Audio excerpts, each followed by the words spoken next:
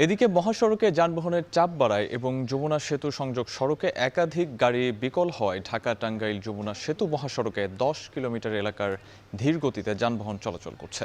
এ নিয়ে বিস্তারিত জানাতে যমুনা সেতু মহাসড়ক থেকে যুক্ত হচ্ছেন কাউসার আহমেদ। কাউসার, টাঙ্গাইল যমুনা সেতু মহাসড়কের পরিস্থিতি এখন কি সেটা জানাবেন।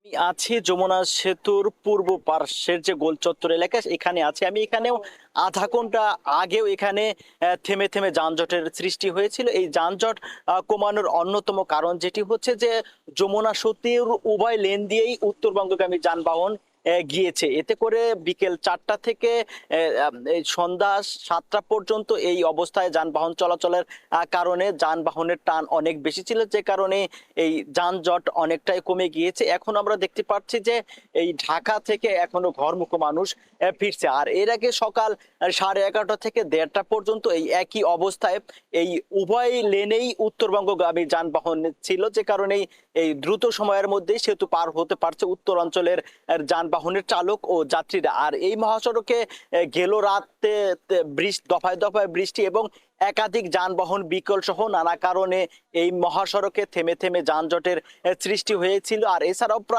অন্তত প্রায় 40 কিলোমিটার এলাকায় এই ধীর গতি ছিল। আমরা দেখেছি যে এই অনেকের এই গাজীপুর থেকে এই টাঙ্গাইল আসতে কারো কারো 8 থেকে 10 ঘন্টা সময় লেগেছে, যেখানে সময় লাগে 1.5 থেকে সর্বোচ্চ 2 ঘন্টা। আর এদিকে আমরা তথ্য পেয়েছি যে যমুনা সেতুতে দুপুর 2টা পর্যন্ত প্রায় 28,000-এর অধিক যানবাহন পারাপার হয়েছে 14 ঘন্টায়।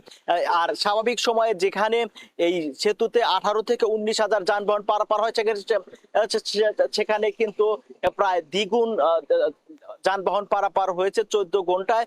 তবে মহাসড়কে 7 শতাধিক পুলিশ দায়িত্ব পালন করতে। তবে যমুনা সেতুর নির্বাহী প্রকৌশলী জানিয়েছেন যে এখন মহাসড়ক অনেকটা স্বাভাবিক এবং সেতুতেও খুব একটা চাপ নেই। তবে ঢাকাগামী যানবাহনের চাপও আমরা লক্ষ্য করতে পারছি। তো এই ছিল আমার কাছে সর্বশেষ তথ্য।